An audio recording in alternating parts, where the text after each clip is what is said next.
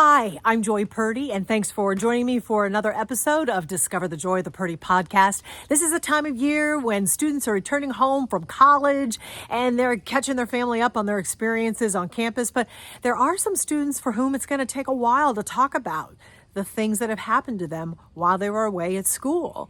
Laurel Day. She is a Florida State University student, and she was there on campus the day that mass shooting happened in April. She is now talking about her experience publicly, and it really impressed me to see how much poise she has while detailing the experience that she had there on campus that day and explaining how she is working to maintain her joy. Be sure to subscribe, follow, and share my podcast. Bring someone some inspiration today. Laurel Day, thank you very much for sitting down and talking about what happened. Let's start with where you were and what happened, what you saw, what you heard. Where were you? Yes, ma'am. So I was on Landis Green, which is a greenway about 2 corners away from where the shooting took place at the Student Union. Landis Green is a place where a lot of students come together to lay out in their hammocks, tan, play frisbee with their friends, and just have fun on campus. So which were you doing? I was in my hammock and I was reading a book, which I do every Thursday after class. I get out at 11 o'clock and then I walk over to Landis to hammock and read on Landis Green. So I had gotten out of class and walked around with a friend and then had ended up on Landis Green. I set up my hammock as usual that I do. There were other people around me as well in their hammocks. I brought my book to read. I wanted to read for about 20 or 30 minutes. So I put my phone in my hammock to get off my technology and to just enjoy the afternoon. Really? No texting? No texting. Checking for... very nice. Just trying to enjoy my last day of class, actually. So this was my last day of class, and I really wanted to take everything in. I love campus, and I love being there and being present. So just reading my book and observing the people and things around me in nature, looking at the trees, listening to the birds, it brings me a lot of peace. And so as I was turning off my phone and reading my book, I checked my watch, and it was 11:47 when I was reading my book. I faced into the trees to read my book, so there was the Strozier Library, which is next to Landis Green, to my back.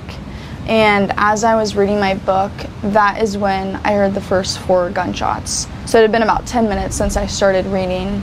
I heard 4 gunshots with about a second in between. And I looked up into the trees and I was just really confused of why I was hearing that sound. Again, you would never expect to hear those sounds on campus. What did you think it was? I knew it was a gunshot, but I didn't want to believe that it was a gunshot. So I assumed that it was loud construction that was next to campus. There's usually construction going on with different buildings being built. So once I heard the next 5, I still was very confused. Again, knowing that it's gunshots, but confused why I would hear that on a campus. And my mind is still not resorting to the worst. I'm not assuming anything bad until I hear screaming and yelling. And so I look over to where Strozier Library was. So I was about 30 feet away from Strozier Library. And I see people running and screaming. And that's when I heard people yelling, "Shooter." And so I felt that it was real and that it was actually happening. So what was the first thing that you did when you realized that you were in danger? I realized that it was actually happening to me, and I jumped on my feet. I grabbed my backpack and I started to run. I tried to call 911, but I realized that my phone was still in my hammock. So I turned around really fast to grab it to call 911. While I looked over, the girl in the hammock next to me still had her headphones in and was still looking around. So I yelled at her that there was a shooter and to run because she was not aware. So you, in grabbing your phone and trying to get to safety, stopped to warn this person. Yeah. Were there others there that you warned? Yes, so after I grabbed my phone, I started running up Landis Hill away from campus, away from the buildings, away from Strozier, away from the student union. The biggest confusion was that we did not know where the shooter was, so I saw people running in different directions, which gave me no indication of where the shooter was coming from. However, I knew that I had not seen him yet, so I was going to run away from where I heard the screaming. That's when I started running, and a guy next to me, walking, had headphones in, and took one out and looked at me and said, "Hey, what's going on?" And I yelled at him, "Run, there's a shooter." So as that man started taking off, I still continued my run up the hill. And that's when I saw a girl laying down in her bikini, tanning with headphones in, kind of looking around, and I yelled at her to run. Because again, once I've received the news that there's a shooter, it's also my responsibility to tell other people that there's a shooter as well. But it's very interesting, and there is no right reaction because it's your body's reaction. Right. Some people duck and hide, some people run, but something in you, in your DNA, caused you to, even with the very first person, stop and tell her, what do you think made you do that? I believe that I've always had a sense of protection for the students around me on campus. Last semester, there was a young girl that got hit at a crosswalk and passed away, Ellie Sims. And after her death, it really was a wake up to students that anything could happen on campus, that you never know when something could just randomly happen. And so I've always walked across crosswalks and stared at cars to make sure they don't keep going. Or when I drive at a crosswalk, I make sure the students know that they're safe to cross. Because I believe that each student holds a responsibility to protect and alert the people around them. Even if just by doing that you could just alert them and tell them. I think that once I received the news that there's a shooter, seeing people that were so confused and didn't know what's going on, that's just not right. And again, the campus is so large, we were each getting information about the shooter by hearsay, by yelling and screaming. There's no texting or calling going on. This is within the first 30 seconds of the shots. So I knew that I would want someone to tell me, and so I wanted to alert other people to get them to run as well, to get to safety. When did you finally get to where you felt you were safe? As I was running up Landis, I was calling 911 because that was my first reaction, was to call 911. I understand that there's a bystander effect where people assume someone else is calling 911. So I believe that I've prepared myself and trained myself for any situation of emergency that I would call 911 to alert first responders. As we were running up, the 911 was not answering because everyone else was probably calling. Mm-hmm. So once I get to the top of Landis, it was about 50 seconds later is when I first heard police speeding by me with their sirens on. And that's when I felt that it was actually real. Because within the running and the commotion, I'm still like, I haven't seen the shooter and I haven't heard any more shots, which is very reassuring. However, I'm running and this is real. But seeing the cops come, it was just, it confirmed that there was a school shooter. Did that, seeing the cavalry, did that give you a sense of relief, or did it heighten your anxiety level? I think that it was a mix of both. Mm-hmm. Once I saw that 911 had responded, I hung up the phone because I knew they'd already come. And that's when my mind was racing for that 1 second of just, this is real, who do I call? I called my dad first because I knew that he would pick up immediately. And so as I called my dad and I heard his voice, that's when my voice cracked and I started crying because I had to tell my dad that there was a school shooter at my campus. And I'm sure that was upsetting to Dad, but reassuring to be able to hear your voice. Yeah. How long, you got to safety? Yeah. In your mind, you were in a safe space, yeah. Which was where, and how long did you have to stay there? So I ran off campus within about a minute of the first shots. I didn't stop running for a while because my dad told me to keep running. So I kept going. Once I was off campus, I was running through back neighborhoods near apartment complexes. And again, I did not hear any more gunshots. However, I did not look behind me once. That was not something I had thought about. But I just felt a wave of peace and safety once I had reached some back neighborhoods where I was behind a bush. And that's when I was continuing to talk to my dad. And within 30 seconds of being there, FSU sent out an alert to all students that there was an active shooter. So I began to receive a lot of phone calls from loved ones and best friends who are on campus and go to FSU, who knew that I was on Landis. And I didn't know how they knew so fast. It had been so soon. I had just stopped running. It's that communication system, that alert system.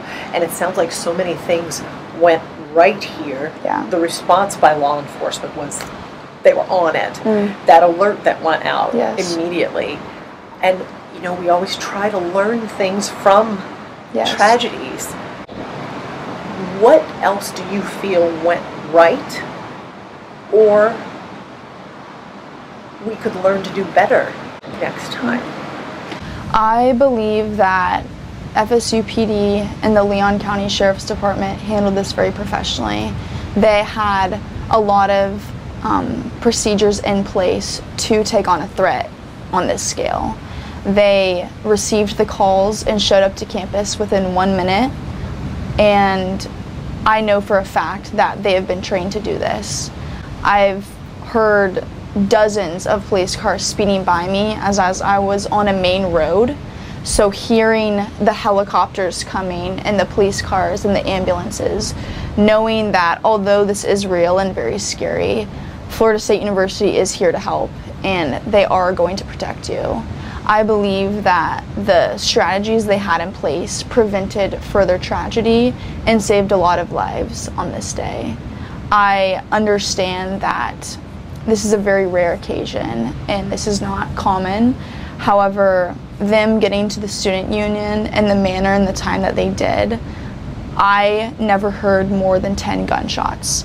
And I believe that they got to him very quickly and removed this threat from campus from further harm.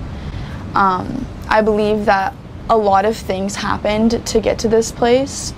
I've heard a lot of different stories of police teams that were around the corner ready to come, and just little things that show me that we were being protected over and watched over. There, and listening to you tell what happened and the people that you warned, a lot of headphones on. Yeah. A lot of earpods in. Yeah.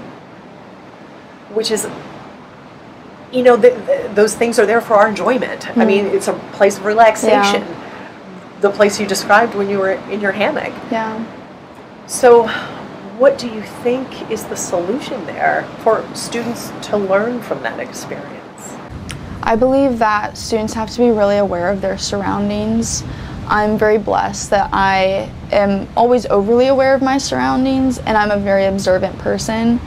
I stopped wearing headphones about a year ago when I realized that you have to be very careful of the things around you. Especially I skateboard and I bike and I walk near main roads or heavily busy roads. So I stopped wearing earbuds so that I'm able to hear my surroundings. If there's a car coming or there's someone who's about to hit me, I would be able to react faster. So with those strategies that I implemented a year ago, I was able to hear the gunshots and alert other students.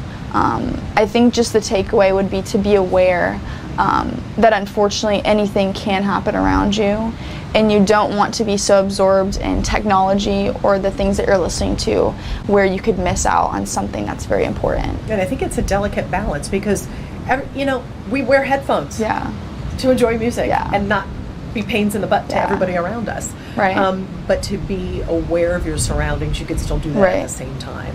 Yes, ma'am. There was something that you said also, is that the campus gives you peace. You love the campus. Yes. How do you feel now? I was able to go back to the campus to retrieve my belongings within about 3 hours of the incident. It was a very eerie feeling to return back. I saw everyone's laptops open, their phones, their keys, their lunches spilled.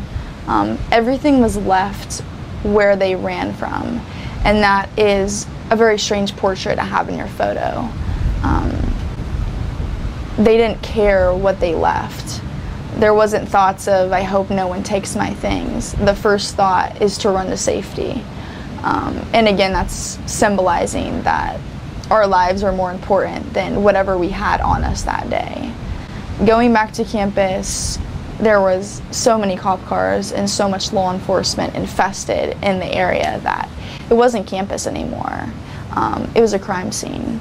And that was difficult to process, that the student union, a place that I go to almost 2 or 3 times a week, is now a place where this tragedy happened.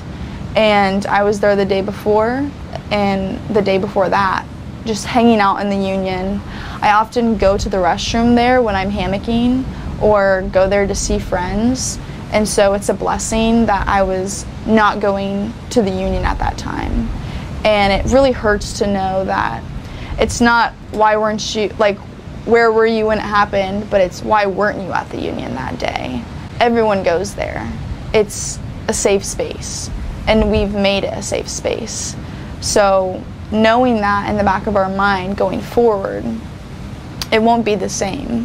However, returning to the vigils and the places where they've laid flowers for the victims, it is transformed into a beautiful thing. And I am able to visit campus because of the support of the community, the students, the staff, the faculty. They've tried really hard to help us stay on campus and continue to feel peaceful. So it is a beautiful thing now, but it's not going to be the same as before the shooting. The shooter, we know, the accused shooter, I should say, the son of a deputy. Do you have any feelings about him? Did you know him, and what are your thoughts about him? I did not know him, but I'm not comfortable speaking about that. So, yeah. Is there anything, you graduate in the fall Yes. with a hospitality and tourism degree? Yes, ma'am. And I know in speaking with you, you're very excited about that and getting your Yes, life ma'am. started. Will you be taking anything from this experience and using it going forward? Just like you mentioned about the classmate that you said was hit Yes. by a car. Is there something you're going to take specifically with you, purposefully? I think that the biggest takeaway from surviving this tragic shooting would be to always be aware of where you are and who you're around. I believe that when I'm on campus, I always feel safe, and I've never once thought that this would happen to me. However, I feel that I was prepared. I've thought through scenarios of school shootings before and what to do in case of emergency. So I'm very blessed that I had those traits to go into this event. However, leaving this event, I am very impacted by it, negative and positive. It's difficult to be in large crowds, be in a public space, and want to keep an eye on the door to make sure that if someone did come in, that I'm ready. If I hear a loud or sudden noise or people yelling or screaming, it just takes me back to the moments when my adrenaline was really high and where I had to go into fight or flight mode. So although there is negative consequences that I will have to live with and deal with, I think that the positives is that I know that I'm able to be strong and resilient in a situation where I'm tested. I am able to alert other people and be aware of my surroundings and try to help out the best that I can. I believe that it is okay to listen to music and have headphones, but you want to be in a safe space where you're comfortable and you know that if something was going on, you would be okay. Again, just being aware of your surroundings, knowing your exit routes, knowing who to call in case of emergency, having trusted community and family and friends to rely on during difficult times has been helpful for me going forward.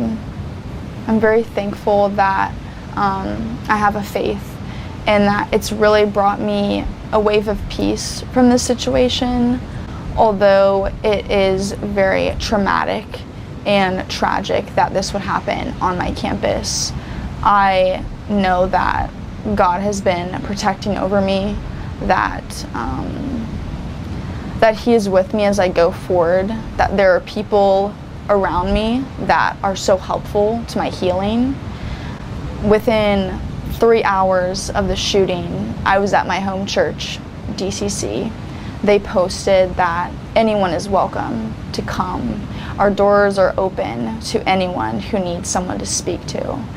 And I just needed someone to talk to. I just needed someone to listen to me. And my church did that for me. And they were there for me when I couldn't go back to my apartment or I didn't have someone to call. They took us in, as well as plenty of other students who had lived through this traumatic experience. And again, I'm very grateful to have people to talk to that will help me heal and to go forward with life, and to continue to live with hope and faith and not in fear. It sounds like even before this happened, you surrounded yourself and built that security net for your emotional and mental well-being. Yes, ma'am. It truly was an honor to be able to sit down with Laurel and to have her trust me to tell her story. So Laurel, thank you. A reminder to subscribe, follow, share my podcast so we can help others continue to discover the joy.